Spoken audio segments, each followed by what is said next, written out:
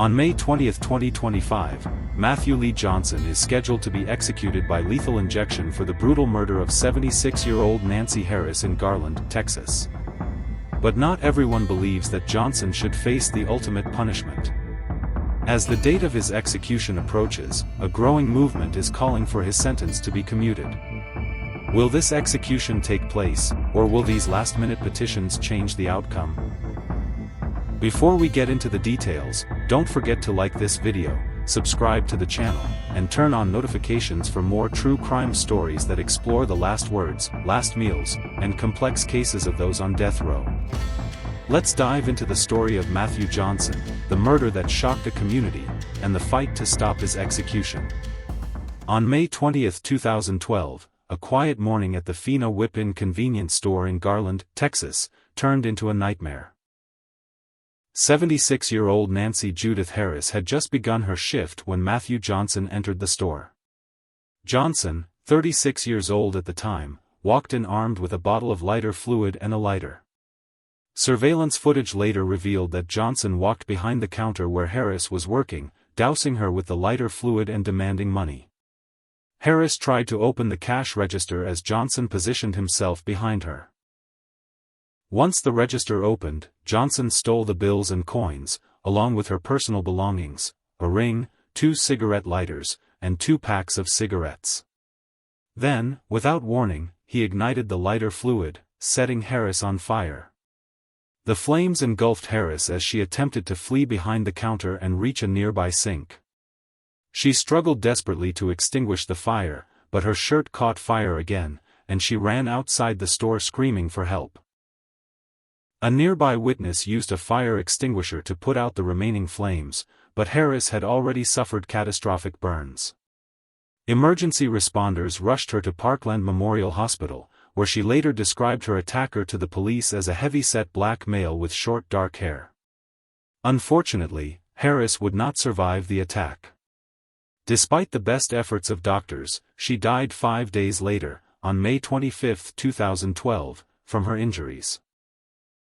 Matthew Johnson was born in Dallas County, Texas on September 17, 1975. His early years were marred by instability, and he exhibited troubling behavior from a young age. By 15, he had already been arrested for car theft, marking the beginning of a lengthy criminal history.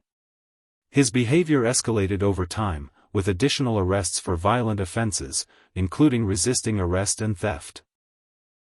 Johnson's criminal record paints a troubling picture of a young man caught in a cycle of poor decisions and escalating violence. In 1994, he was arrested for resisting law enforcement and biting police officers. His addiction to drugs, which would later play a role in his defense during the trial, started early in his life. Johnson's involvement in criminal activity was not limited to street-level offenses. He also had a history of theft, including a 2011 incident where he stole from a former employer. Despite these early brushes with the law, Johnson had some semblance of stability later in life. He married and had 3 daughters. However, his struggles with addiction continued, and this would ultimately play a role in his actions on the day of the murder. On that fateful morning in 2012, Johnson's plans were simple: rob the store. He had no idea that the situation would spiral out of control into a horrifying and deadly attack. After setting Harris on fire, Johnson calmly walked out of the store, casually grabbing a piece of candy on his way out. His callous demeanor was chilling and shocked the authorities. After the crime, witnesses in the area recognized a man matching Harris's description, and Johnson was apprehended within an hour of the attack following a brief foot chase.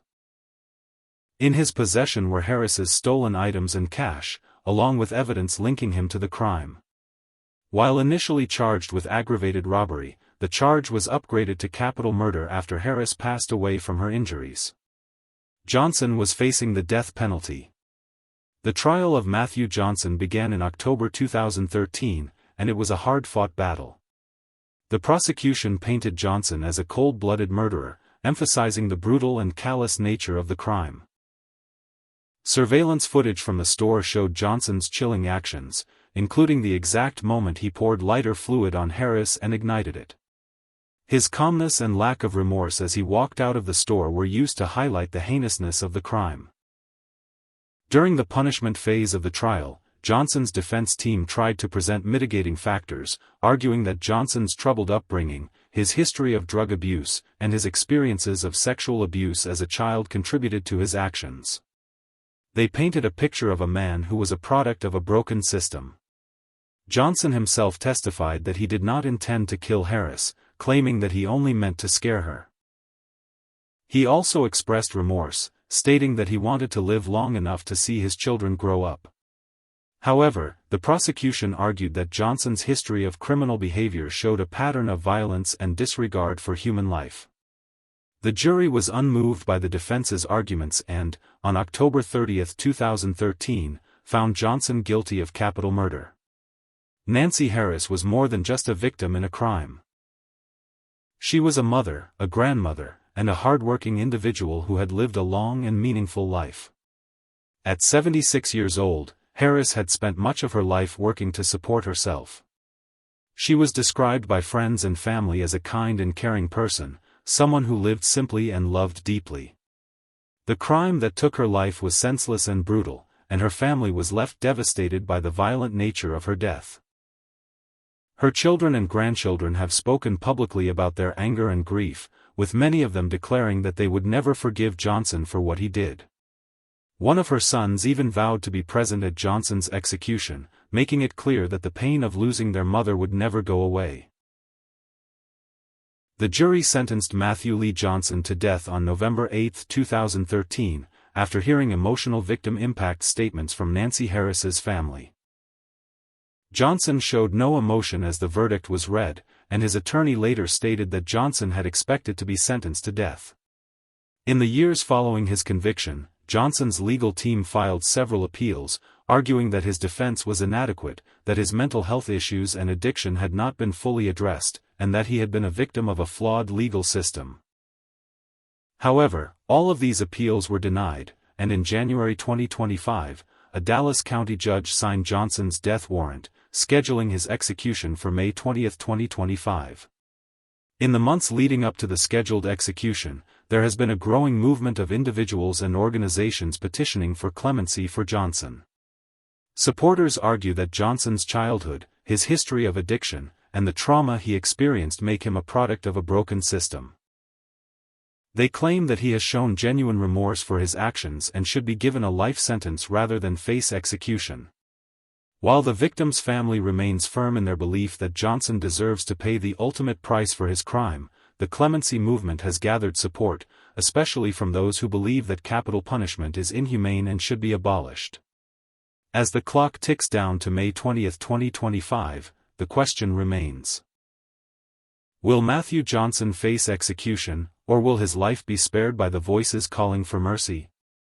Matthew Johnson's family, particularly his wife and 3 daughters, have also been profoundly affected by his actions. While much of the public's attention has focused on the victim's family, Johnson's wife and children have been left to pick up the pieces of a life shattered by his crime. His wife, whose name has not been widely reported, was married to Johnson during the trial and had 3 daughters at the time of the murder. Johnson's remorse during the sentencing phase was partly aimed at his family. He expressed a desire to live long enough to see his daughters grow up. His family's pain and grief are complex. They must navigate the impact of his actions while still grappling with the consequences of their loved one's involvement in such a heinous crime. Despite this, the family has remained largely silent on the matter in the public eye. As May 20, 2025, approaches, the case of Matthew Johnson remains one of complex emotions, legal battles, and conflicting perspectives on justice. The brutal murder of Nancy Harris, the trauma experienced by her family, and Johnson's troubled past have combined to create a deeply polarizing situation. This case serves as a chilling reminder of the complexities of the death penalty, the long-lasting effects of crime on all those involved, and the often complicated intersection of justice, mercy, and punishment.